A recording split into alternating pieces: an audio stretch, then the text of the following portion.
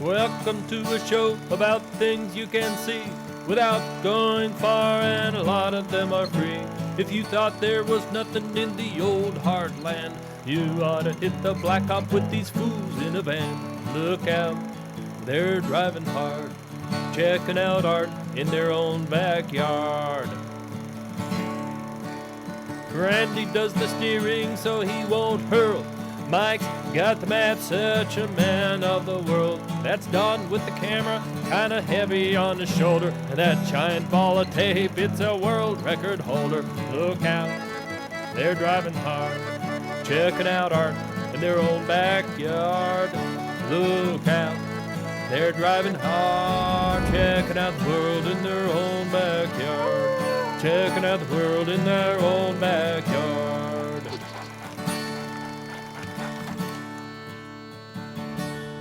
Dear TV Mailbag, where is Lady Liberty hiding this time? Hi, Don the camera guy here. Looks like La Crosse, Kansas is yet another place where one of those Boy Scout built mini monuments is still standing small. La Crosse is also home to the world famous Barbed Wire Museum and the not so famous Post Rock Museum, neither of which we have time for today. We, as always, being me and the world's largest ball of videotaping back with that TV producing brain trust up front. How's the ball riding? Ball's, snug. Yes, space is always at a premium, even in our Ford Freestar, which replaced the cramped Chrysler of previous years. And speaking of previous years, we're making our way back to Mullinville, a small town with a big round barn, which we aren't going to see either, and a fabulous field of folk art, which we are. And this isn't even it. Just overflow from the main attraction over on the other side of town. Not far from the shed where M.T. Liggett, U.S. Air Force veteran, has been making stuff since 1989. North of here, along the street, I built a gargoyle to protect my horse. That was the first one. One sculpture, right? Started with one, and then I put the county commissioners up down here on the road, and then I just kept building, and kept it going and going and going and going. And the quickest way to die when you're my age is sit down. And I work 7 days a week. A person is never remembered by the words you don't say. I'll tell you what, this is my art, it's the way I talk. And I piss a lot of people off. Hey, here's one of them I'm getting this started too. It's gonna be Boss Hog. That's a nice looking shape. Now, did you draw that freehand or you just start cutting? I draw everything freehand. But now you learned that in art school? You went to art school or something? No, I've always said this. The best artist in the world is probably a 5 or 6 year old kid. There's the best artist. And then they get these so-called art teachers in there that screw up their brains, and they teach them what censure is, and they say, the hell with it. That's what happened to me.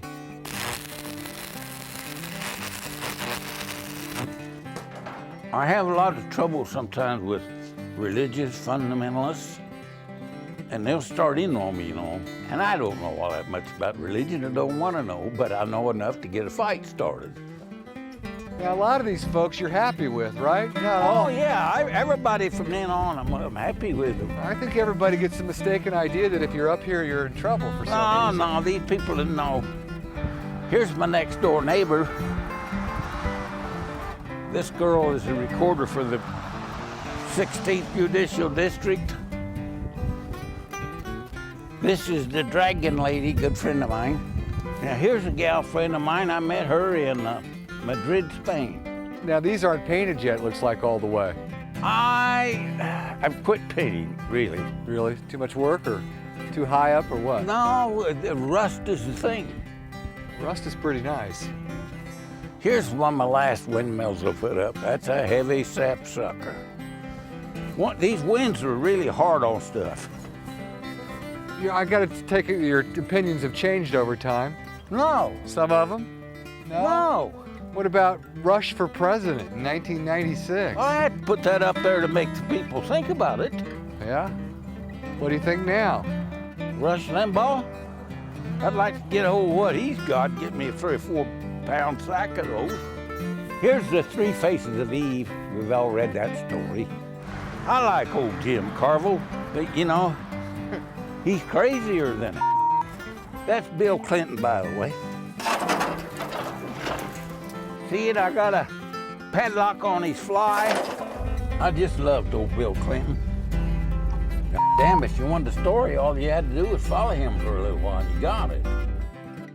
You know, for all of his damn faults, that son of a bitch is a politician. What, are you gonna try to make a 5-minute clip? Yeah, That's what I figured. that'd be my guess. 5 minutes where you don't cuss too much? I won't swear anymore at all. You swear? I won't swear anymore. Let me ask you this, Tim T, are you ever satisfied with these? Well, I always work on a better one. The next one you make is always the best one. Really.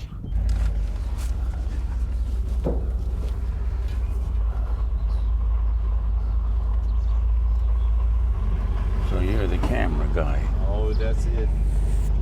Good thing we know that MT's bark is worse than his bite. But we're still honoring him with commemorative garb and a first-hand look at the big ball itself. We are like 3 stupid guys, aren't we? Well, no, you're kind of crazy. But, you know. Anyway, the sun's almost done for the day, which means that the world's largest hand-dug well in nearby Greensburg is, well, closed for the day, which would be a sad thing. When what to our wandering eyes should appear but Erica Nelson at the wheel of the world's largest collection of the world's smallest versions of the world's largest things, as seen on our last show. I take it back. We cannot go to the well too often.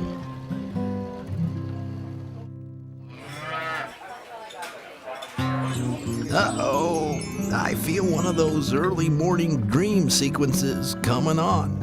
2 coffees, sir? Oh, you didn't get yourself one? Oh, I didn't think it was part of the employee benefit program. Sure. Come on, go back and get yourself one. Gee, you guys Donald. are good. Did I have... Cool fella. Okay. Good thing it was just a cheesy effect. And we're still on track to catch another creative Kansan down the way in Kingman. His name's Glenn Stark, and after only a short stretch of fruitless wandering around, we're almost certain this yard is his. I grew up partly down on the Oklahoma lines in Harper County, east of Kiowa, between there and Anthony. Were there giraffes and buffaloes and dinosaurs down there? A lot of my stuff has been early things like the Indians and the buffaloes, and then the cowboys later, finally the farm stuff. Of course, old Bigfoot, he was here all the time. Resemblance? What do you think? A lot of people get a kick out of the way the giraffes will look at you. My wife says one's a lady one because it has a sweeter expression than the other one. Did you make these in the first place so people would come and look, or did you just make them because you liked making things? Well, I like to make things. Well, I've did woodwork all my life, little things. About 40 years ago, more, I started making life-size figures. I like to make things. It's just in my nature, always wanted to shape things. I'm not very much for science or electronics or anything, but to make things of wood or of concrete. Now, I mix Portland cement and Mason cement with fine masonry sand and make my own mixture. There's a lady that's been over in Venus, and she had seen some griffins, winged lions. She wanted one. She couldn't buy those at any price over there. Now, those horns are so strong that I can swing on one of them, see? The last thing I made last summer was that moose. He's a little out of place down here. Did it just occur to you one day, I gotta make a moose? Yeah, something like that. I used to avoid things, and the lady give me a chew out, you might say. She said, "You're selfish." Said, "You make these things and then hide them where people can't see them. Put them in your basement. Get them out." And I said, "Well, I'm not trying to show off." Well, it's not, but people deserve to get to see them. So I began to think, well, if they want to see them, I'll put them out where they can. You're 86 years old, right? Yeah, be 87 next week, You look like you're in great shape. The older I get, the stronger I get. If you don't believe it, just smell my socks. Now that's quite an offer, one we politely declined. But we did let Glenn show us the retaining wall mural he painted at his last house and the giant totem he'd carved at another.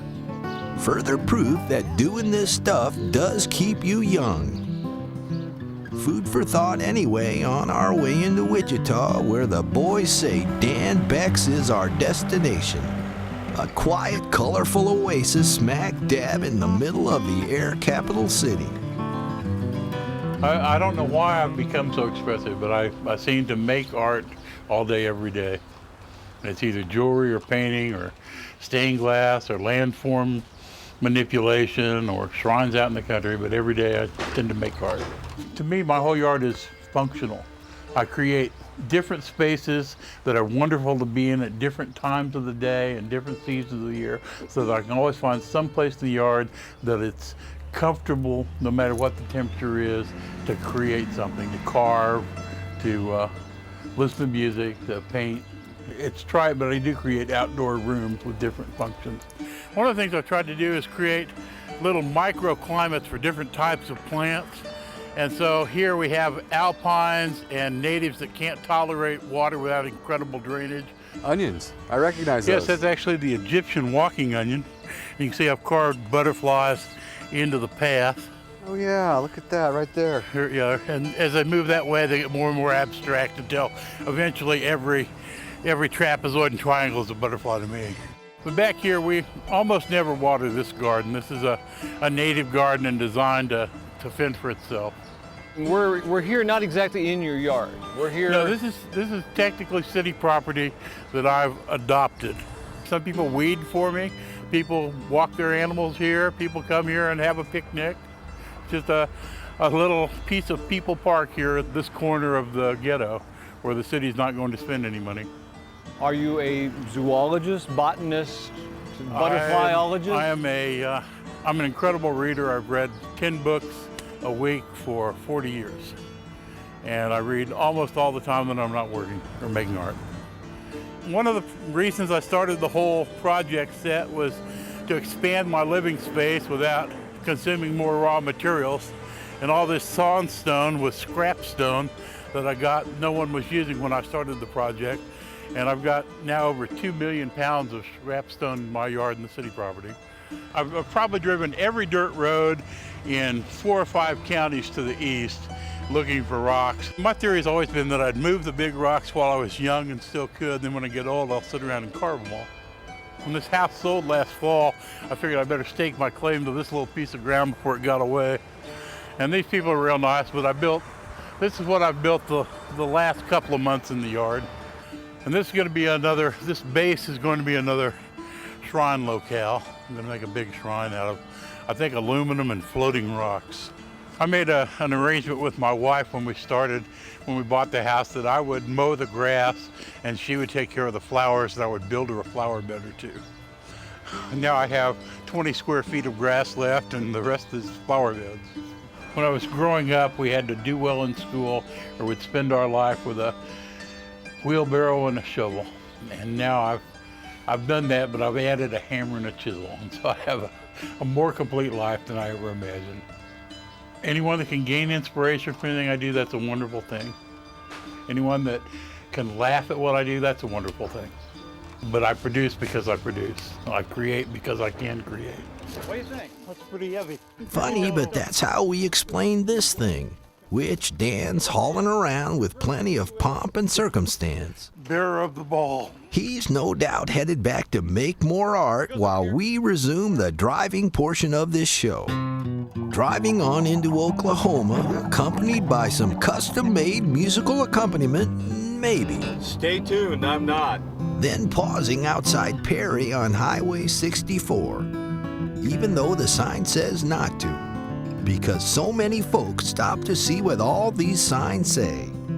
No doubt about it, someone's sore about something, and it sounds pretty serious. But in spite of all the verbiage and risking our necks to read it, we're not really sure what it's all about. Yeah, the whole Czech-German thing, isn't that kind of like World War I? Isn't that how it started? Yeah, I think that is how it I started. mean, give or take a few details. Yeah. Well, I'll tell you what. Can you play us out of here? Okay. Gotta be, gotta be. I gotta be. Find me a restroom, 'cause I gotta be.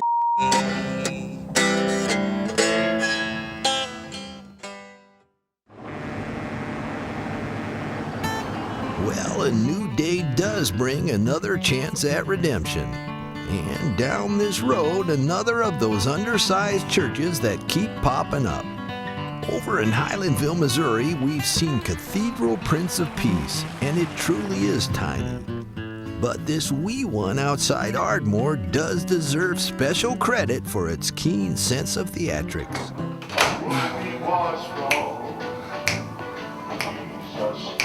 And for providing a pastoral place to toss some quick catch. I saw you throwing at the chapel. What do we know about the church? Have we done any research at all? Some guy from around here built it. I want this one grounded in religion. Yeah. I think the good Lord would like us slapping leather. You know what they say, God is glove. Okay, theologically speaking, we are a little rusty, but at least our arms are looser as we cross state lines again. And cresting a hill outside Gainesville, Texas, we're treated to a true roadside spectacle. Oh my goodness, it's like Mecca. A genuine giant bean bonanza in Glenn Good's front yard. See this man right here? I built the head, the hat, and the hands, and I bought the rest of him for $5. Brought him home, and there was a man standing up just like him down at Canton, and me and my two sons went down there, and while he was standing up, took the head off that and down there, and I repaired him all. And then this guy in Wichita Falls had this woman, and they'd had a storm out there, and it blowed her down. And so I said, hey, let me see you a man to go with your woman. And they said, no, we'll see you our woman to go with your man. I said, okay. I just got this one up, what, a year and a half ago. Are you still taping all this? I am, of course. Really? It takes $50 to get inside my shop. $50 to get. How much to get out? Yeah. 100. There's his chest and one of his arms right there. And there's his head right yonder. See him looks like an Indian right there. You're like the doctor. You're the Dr. repair- Good. You're Dr. Good. No, Dr. Good. I'm a fiberglass doctor. Turns out Glenn does some preaching too, which explains why his muffler Jackie is more chaste than most. You see right here, you can kindly tell I extended her skirt that far. And then up there on the top right there, it was almost down to where you could see in between them. Yeah, And I that fixed part. So much to see, so little time, and such horrible traffic in Dallas to wade through. And we're wading through it, en route to Red Oak and still another self-taught sculptor, whose sculpting yard comes complete with actual sheep and goats. I just was a welder that couldn't handle the pressures of a construction job, so I just kind of dropped out of that and started doing all this. I built a bird like this right here.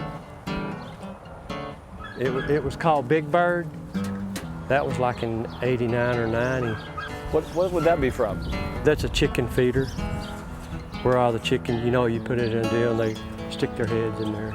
And that's the red rhino. This was like a flue for some kind of a fireplace thing.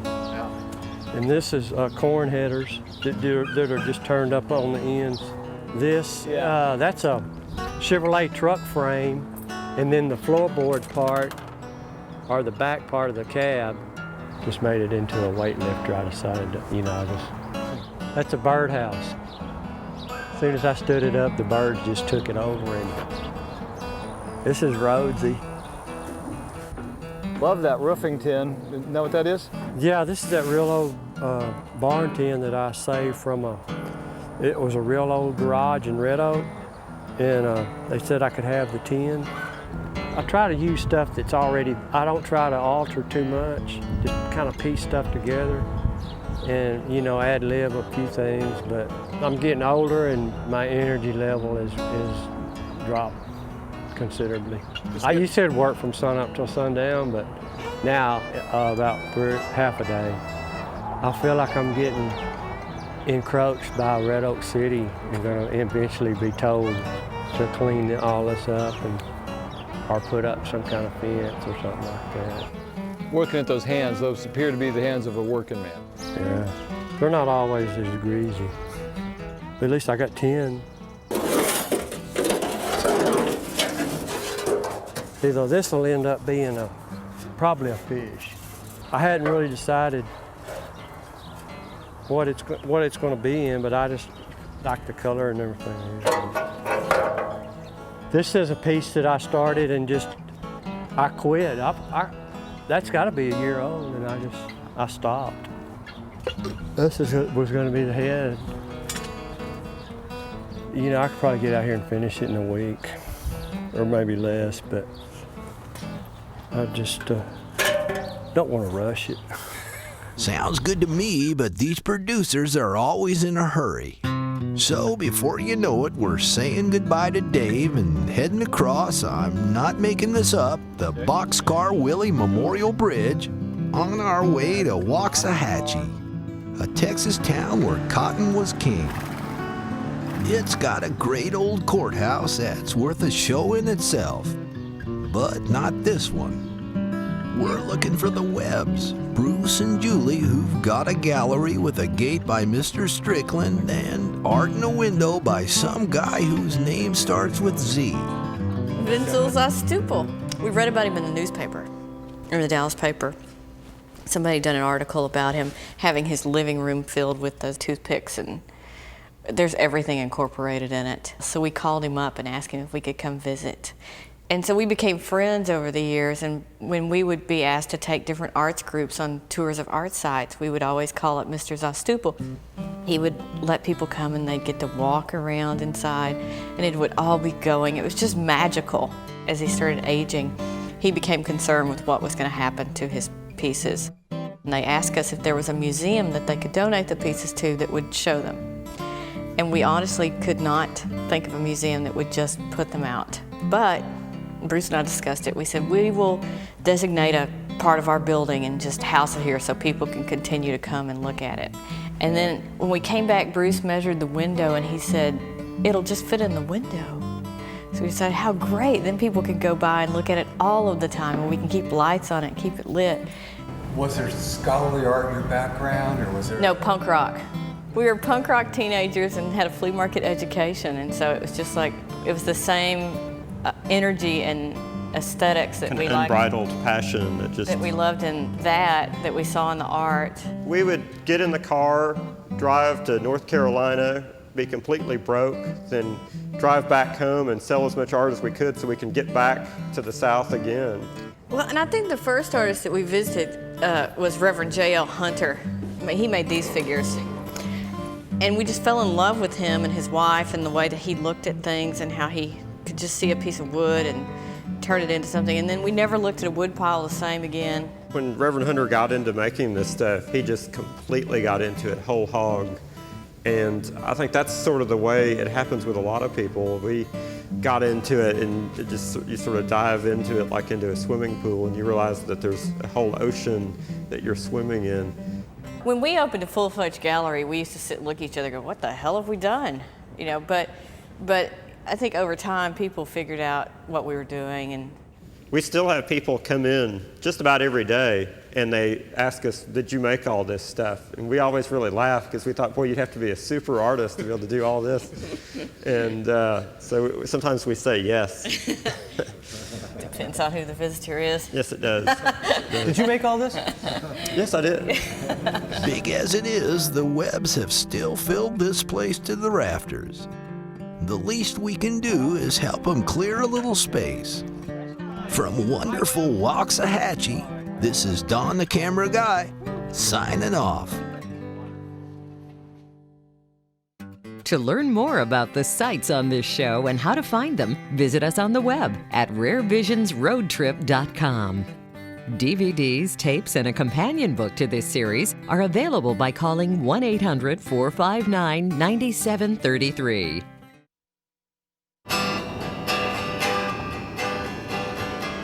We've got a brand new minivan. 3 stars are in our eyes. We'd like to thank the real cool guy who gave us dough to make this show. He owns a grain elevator, don't you know? Don't you?